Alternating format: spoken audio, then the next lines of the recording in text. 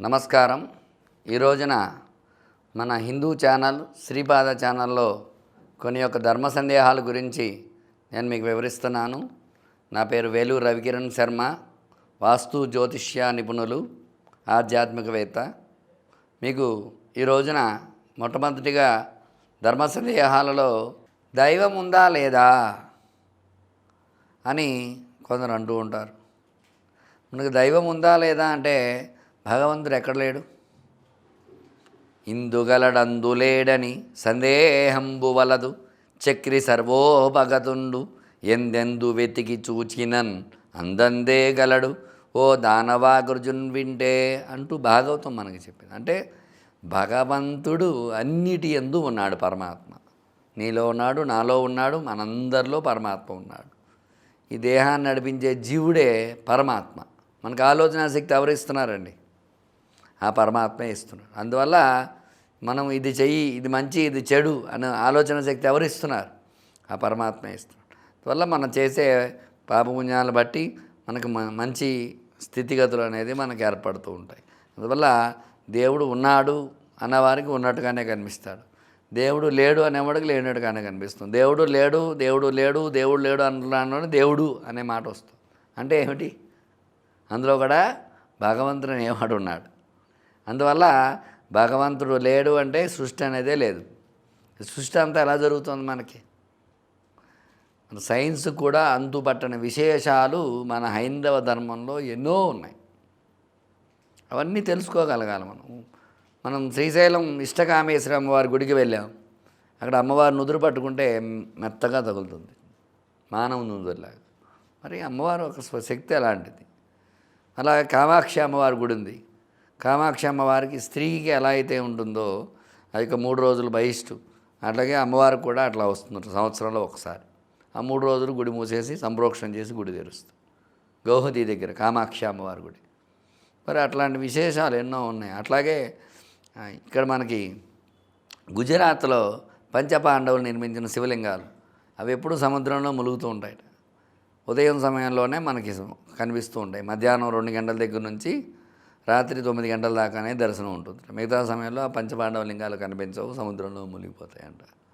మరి సముద్రం గట్టునే ఉంటాయి అవి. మరి ఆ సమయంలో లింగాలు ఉన్నాయా అని తెలుస్తుందా? మనకు తెలియదు కదా. అట్లా అలాంటివి ఎన్నో విశేషాలు ఉన్నాయి. సైన్స్కు అంతుబట్టిన విశేషాలు మన దైవంలో చాలా ఉన్నాయి, హైందవ ధర్మంలో. అవన్నీ మనం వెలికి తీయాలి.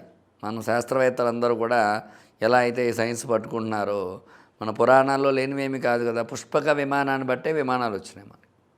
పుష్పక విమానం ఎప్పుడుందండి? ఇప్పుడు అది ఎప్పుడో పుష్పక విమానం ఉంది, దాన్ని బట్టే విమానాలు తయారైనాయి మనకి.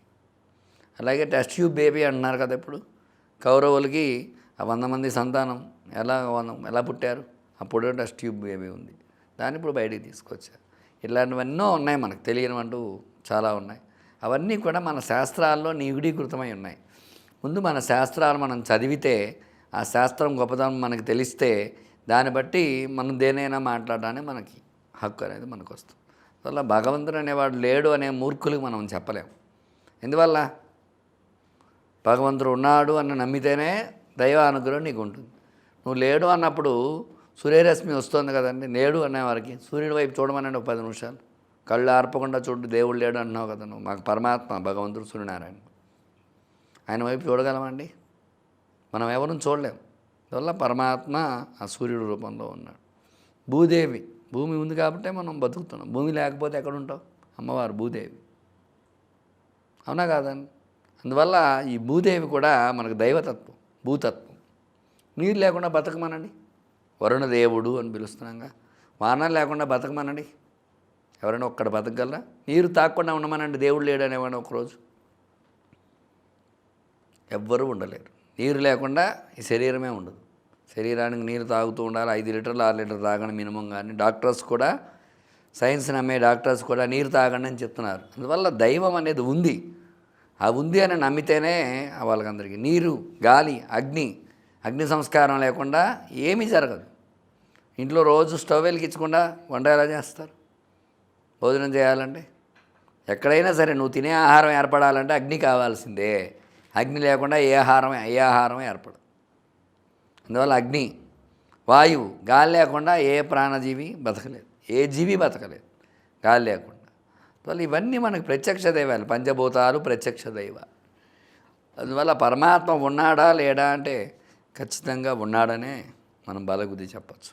లేడు అనేవారు ముక్కు మూసుకుని 10 నిమిషాలు కూర్చోమనండి, వాడికి భగవంతుడు కనపడతాడు. 5 నిమిషాలు అయ్యేసరికి దేవుడు కనిపించేస్తాడు. ఎందువల్ల? గాలి పీల్చకుండా ఈ దేహమే ఉండదు, దేహంలో పరమాత్మ ఉన్నాడు అని చెప్తున్నాం. అందుకనే మనకి దేహో దేవాలయ ప్రోక్తో జీవో దేవ సనాతన. ఈ దేహమే ఒక దేవాలయం. ఈ దేహాన్ని నడిపించే జీవుడే పరమాత్మ, జీవాత్మే పరమాత్మ అని చెప్తోంది మనకి వేదం. అందువల్ల అయితే మనం భగవంతుడు మనలో ఉన్నాడు కదా అని చెప్పేసి మనం అజ్ఞానంతో తప్పులు చేస్తున్నాం. ఈ దేహంతో అజ్ఞానం అనే నిర్మార్యాన్ని పారద్రోలి జ్ఞానము అనే మంచి మార్గంలో నడవడం కోసం చేసేదే భగవత్ ఆరాధన. అందువల్ల దేవుడు ఉన్నాడా లేడా అంటే ఉన్నాడు అనే చెప్తాం, లేడు అని మాత్రం నేను ఒప్పుకోను.